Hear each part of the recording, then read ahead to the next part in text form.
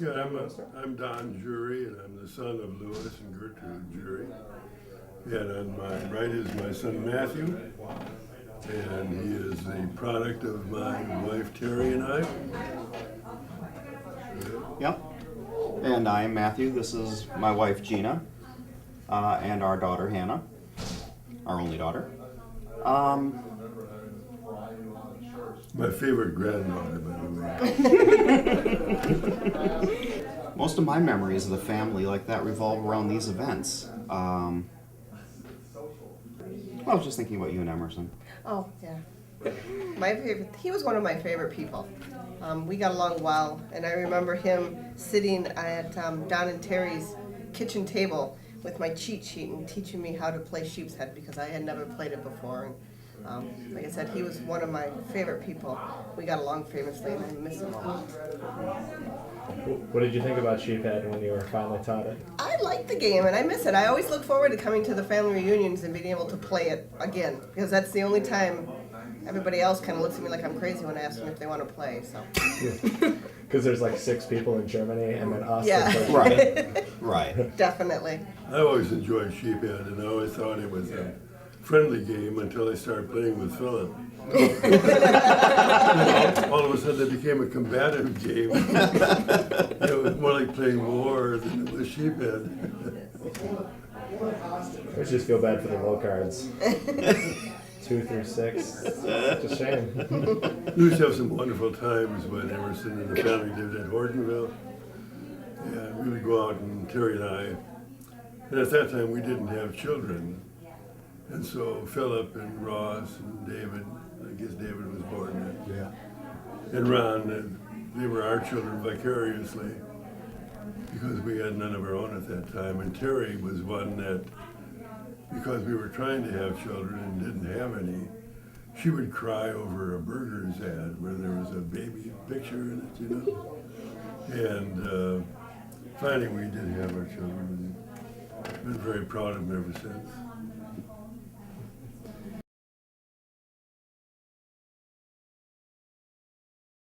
She's working in the library this summer. Mm-hmm. Volunteering. Yeah.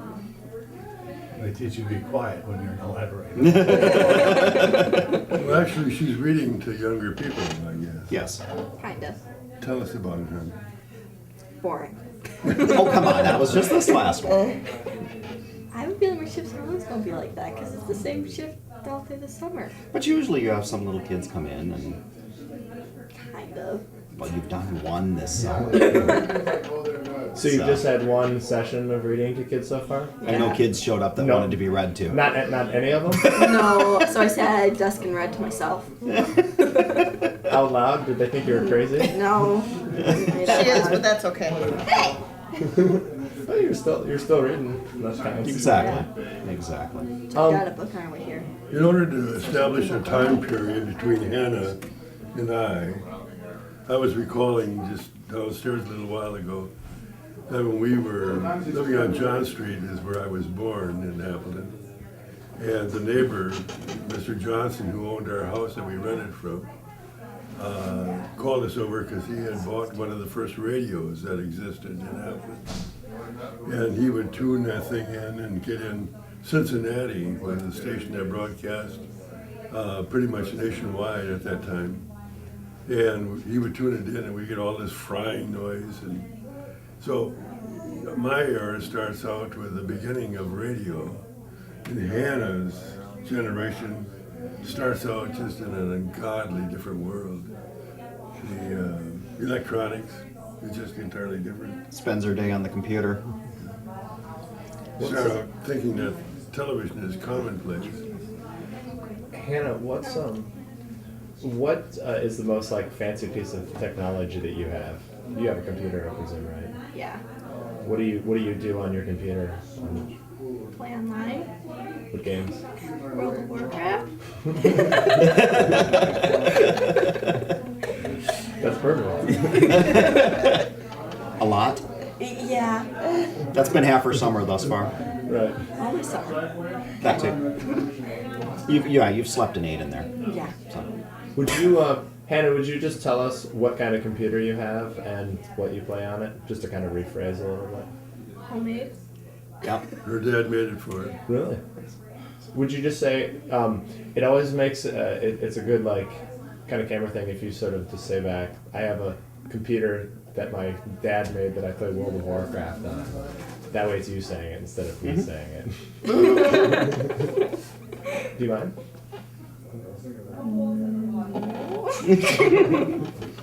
Just tell us. Are you okay? Are you okay? You don't have to do it if you don't want to. So. I'm never really good for a camera. Never have been. Well, you gotta get used to it when you're famous someday. And cameras all the time. Okay, that's no problem. Let's. I just wanted to ask you guys if there's a member of the family or something that someone in the family has done that you think people down the line, like generations later, you might remember, or at some impact that they made. It doesn't have to be like solved the Civil War or cured cancer or anything, but just some small impact or something that you think future generations, maybe not even in the family, might actually know about. My oldest brother, Stanley, was a professor at the University of Tennessee, and such in that capacity and with people that were surrounding him, developed numerous patents and achievements that if you go on Google and put his name in, you'll get a host of different patents and papers and things that he wrote that were of significant value in the chemical and metallurgical field. And so we're all very proud of Stanley in that respect. It's pretty impressive. He was part of the Oak Ridge group, Yes, he, on the first team to split the atom. right, at Oak Ridge, Tennessee. Yeah, very active in the nuclear discoveries that happened early on.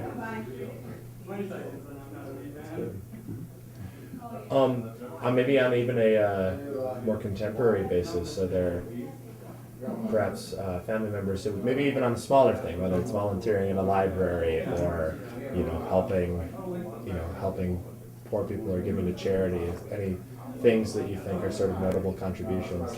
Well, honestly, I mean, my mother is just been an inspiration to a lot of us, both in what she's done to the Appleton area, the world, in her world, on the religious scale, on the volunteering, on gathering money for the food shelters. On the family scale? On the family scale.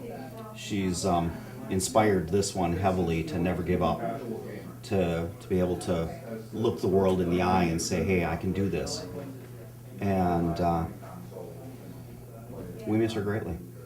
Because she died with ALS, which was a slow death over a period of 2 years, and wasn't very easy for her. Any of us. You know. And she grabbed the world by the hands and just took on everything that it handed her, and never gave up on any of it. Fought right to the last day. Even when she couldn't talk, she would write, but never ever complained, you know. Right. Even the day she died, Yeah. she went to the doctor for Joked with him. regular checkup, and he looked her in the face and said, "You're an inspiration," and said, "You what you've done and how you've managed yourself and maintained your life, composure, dignity, it just inspired him to no end." And I think that helped her put some perspective in why. And maybe that's part of the reason she just let go that day. And 2 years later, when I go in to see him, he still mentions her as an inspiration to him Yep. and all of us. Yes. But to change the subject, Gina changed the subject for us. Huh? Well, Hannah, I was just going to ask, is there stuff that what do you remember doing with your grandma? I remember always going to the park with her and Tim, and her always having fun fooling around with us. If I could remember the poem I wrote, I would say it, but I can't. She wrote a poem for school, and one of her last projects this year. And from what she's told us, her teacher was bawling by the end. So. Well, that's good video. But we can change the subject to something. Let's see. What was it? What else was I going to ask? Ron. That was Grandpa. What Ron, else was on that list then? Grandpa and Ron. Oh, I may have told that story. Not on video though. Well, he might have. He's been on camera. No, a few no, times. he hasn't told that one. Not that one? That No. was the That would be a good subject change. earlier remembrances of your nephew. Yeah. When your uncle, it would be his uncle, right? Yeah. Your Uncle Ron was about 2.5 to 3 feet tall. I don't know what age he was. But we were out in the backyard of our house on 1506 North Oneida Street in Appleton. And my brother Ray had come home from the war. And at that time it was incapable of getting lumber or finding a house to live in. And so what people were doing is they were building garages in their backyard and renting them out as houses. And they would build in the construction so that ultimately they could take the front off and put in garage doors and have a double garage. So Ray built this house along with Dad and I and some of the other family. And we were all standing in the backyard admiring what had been completed. And Emerson was there with his family, and Ron was, I think, the only child at that time. He was out in the backyard and he was trying to get Emerson's attention, grabbing on his pants leg and pulling, and Emerson was ignoring him. And so finally he went over to Grandpa Jury and tried to get his attention by pulling on his pants. And finally, to get his attention, he took his fist and hit him in the balls. And Dad jumped and went backward and shocked the hell out of him. And in reaction, he took his knuckle like this and wrapped it on Ron's head and knocked Ron silly. And Ron is walking rubber-legged around in front of us, and Emerson said, "What's the matter with him?" And Dad said, "I don't know." Emerson scooped him up and took him in the house and took him to Virginia to see what, by that time he was coming to, I guess. Yeah, so they never did know what happened to him. Like Phil said, they thought maybe he had a seizure or something. And I think that's the last time he ever hit anybody in that area. That was in 1946. Yeah, Just after the war. right. Mm-hmm. Yeah, because I had just gotten discharged at 46. Well, tell us a little bit about your illustrious military career. During the Second World War, the Federal Congress adopted an act called the Sullivan Act. And the reason they did this is because 5 Sullivan brothers all had been in the Army and were all killed in Europe. And so this was a scandalous thing in the country. And Congress made up its mind that this would never happen again. So when I went into service, I was the last of the 4. My older brother Stan, who had been in ROTC at Cincinnati, went in as a lieutenant. And Ray was inducted into the Army. And he went into OCS, ended up being a major, and Stanley ended up being a major too. Then Emerson went in, and he was in the Army, and he was stationed around the country here. And then I went in, and I decided to join the Navy so I wouldn't be like the Army like the rest of them. And so I got stationed for boots out in Idaho. And from Idaho, I got transferred down to the middle of the desert in Nevada, which was the largest naval ammunition depot in the world at that time. And here I am, a sailor out in the middle of the desert. Lake Mead, which was about 5 miles from us, was like a dried up pond. We wouldn't even call it a lake in Minnesota or Wisconsin. And so I was stationed there, and I'd constantly put in requests to get aboard ship or something, you know, get out of there, at least be a sailor. But I was always denied because of the Sullivan Act, and because I had 2 brothers already fighting in Europe. Both Ray and Stan were over there. And both of them had gone through the invasion. And so that's my story. So the war ended with you still in Nevada? Yep. Yeah. Yep. Well, there's a lot of behind the front battling going on there in Oh, Vegas, yeah. I heard. Yeah. So- But I really enjoyed it there, actually, because I met a fellow from Milwaukee who was a chief, who encouraged me, and I started studying. And I studied and passed all my exams to be a first-class petty officer, which is the next thing to becoming a chief, which is an accomplishment in the Navy.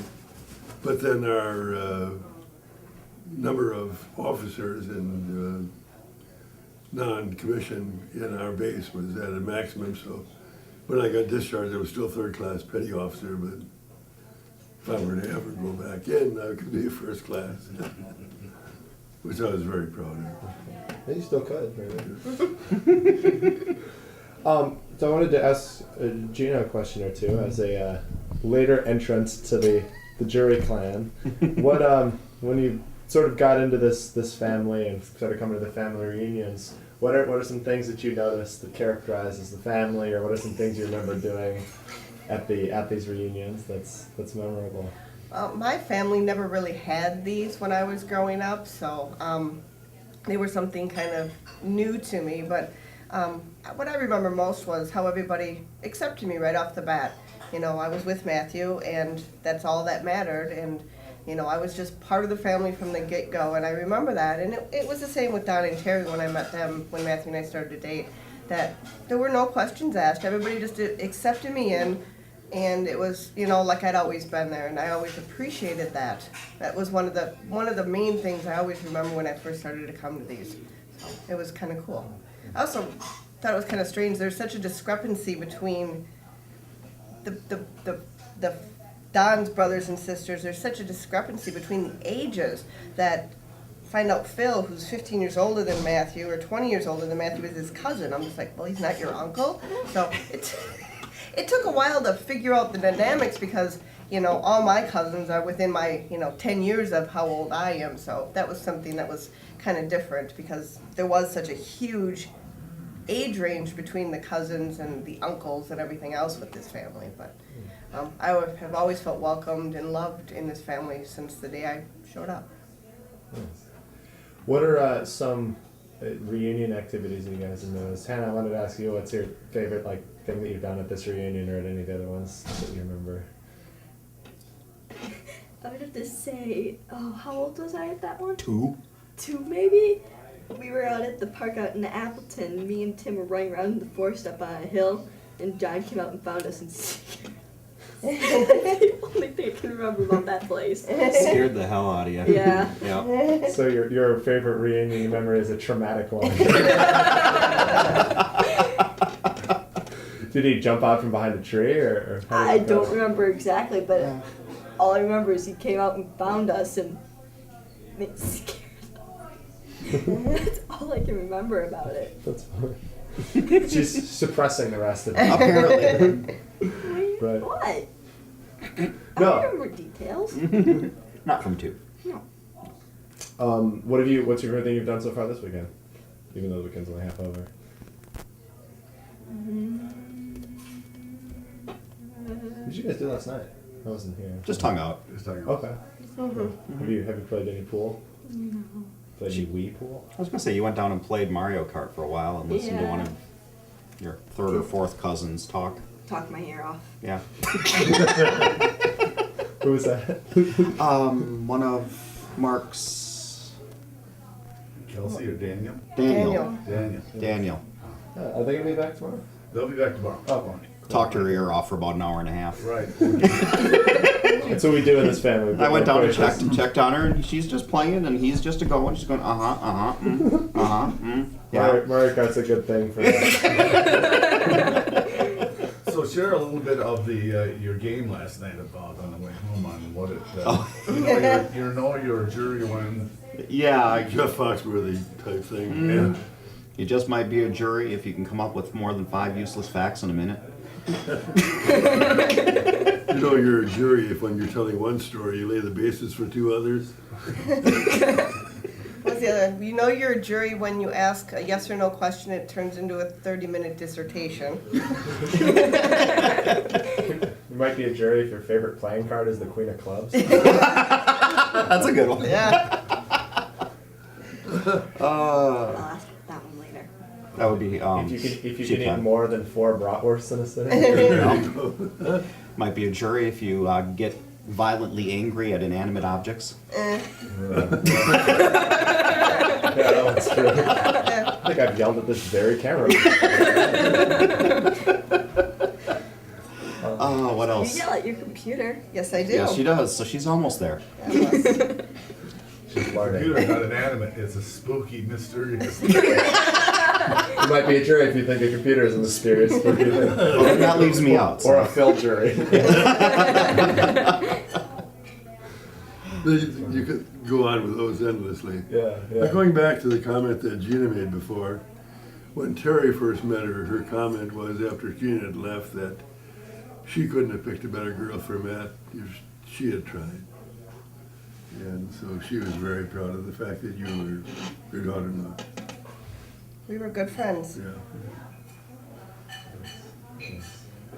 Back to that again. Yes, we are. Deb, what other questions did you want to ask? Are there any No, stories that's fine. I mean, particularly? and part We've of the got really object good is just stuff to for get- everybody. Just to get people in a conversation a little bit, and then they just kind of forget the cameras there and they talk for a while. Good.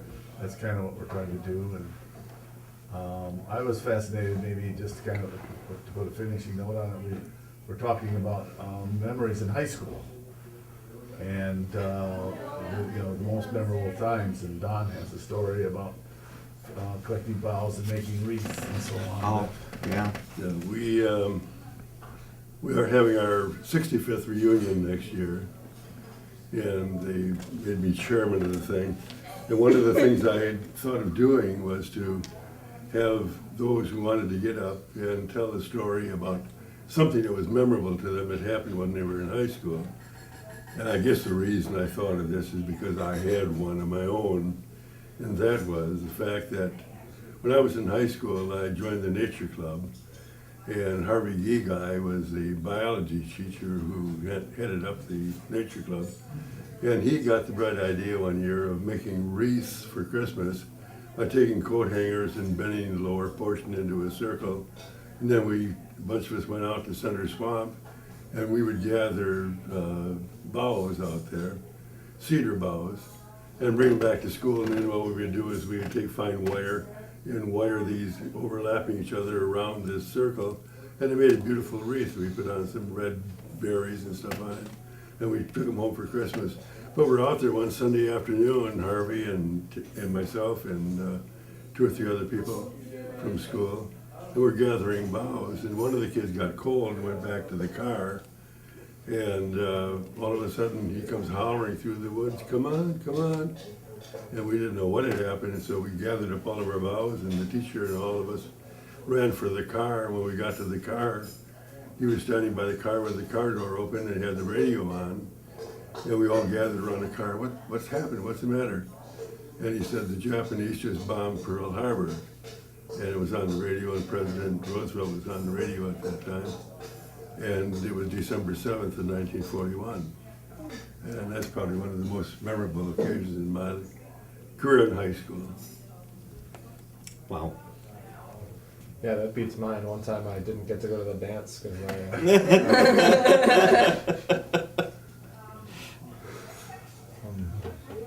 that's yeah. Well, that's just another example of we span history. Yeah. Right. You know, I mean, Hannah probably wasn't even alive when the first Iraq War started. That's right.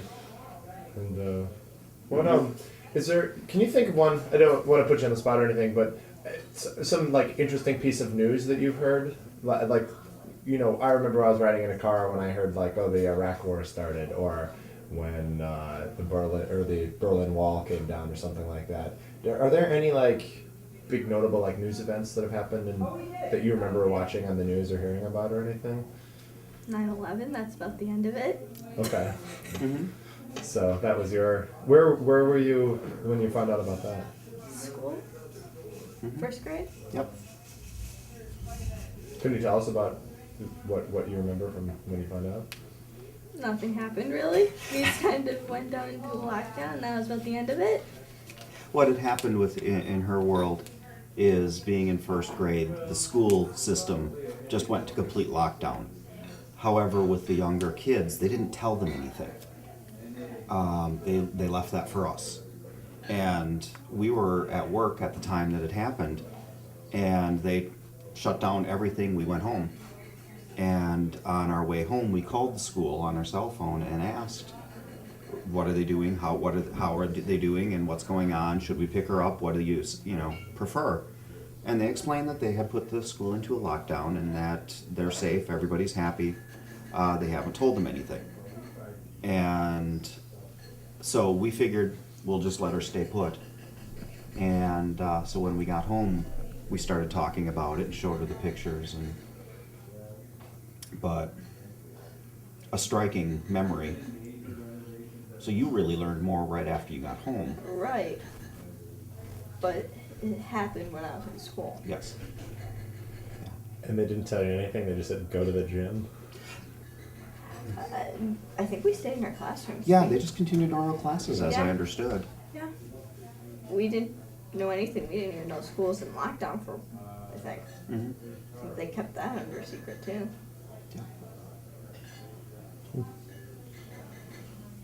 So about 50 years later, 55 years, Mm-hmm. 40. Well, Pearl Harbor was what, 45? 41. 41. Yeah. 4 years. Terrible. To So- 2001, so 6 years. Yeah. Huh. Those To were sort of the two big attacks yeah. in our history. That's right. Mm-hmm. On the United States. That's Yeah. right. On the homeland, on the Hawaii being part of Right. the country. Yeah. Well, that was one of the most striking aspects of that whole thing, directly to us. I mean, after the day was over and it was settled down and dust had settled, so to speak, in New York, we finally went to bed like 11 or 30 or 12. And every flight in the country had been grounded. And we're laying there just kind of talking about it and half asleep when we heard 2 jets fly over at full speed. And obviously they were military, but the 2 of us just about climbed under the bed, startled with the, oh my God, there aren't supposed to be jets in the air. Yeah, the noisy ones. Yes. Unmuffled, right? Yes, really startled us both. They were low. Yeah. They weren't that far up because it rumbled the house when they went over. It was just like, wow. It made you remember exactly what had happened that day. 'Cause we, like you, we have some planes fly over the house, not as bad as yours, but it was so quiet. I mean, everybody was at home, and all of a sudden these 2 jets come over about 11:30 at night. It was startling. And the silver lining for us is it was 3 days of peace and quiet. It was absolutely wonderful. We wanted to freeze it in time. Actually have the windows open for a while. Is that you? I'm thinking that would be Aubrey's phone. Yeah, we'll be done in a second. Get down. Pound on the drum. Matt, would you mind just restating that real quick, kind of in a soundbite, like it's an interesting measure of our family's like history? That to my left, my father was there when Pearl Harbor was bombed, and my daughter was there when the trade centers were, attacked. Well, talk about the Jets. We were just a shade above the Wright brothers when the First World War started. And that is an interesting note that my father was in high school when World War II started with the bombing of Pearl Harbor, and my daughter remembers the bombing of 9/11 from first grade. That it creates an interesting span of history throughout our family. 60-year span of 2 very unfortunate events, Yes. but very good historical markers. Definitely, most definitely.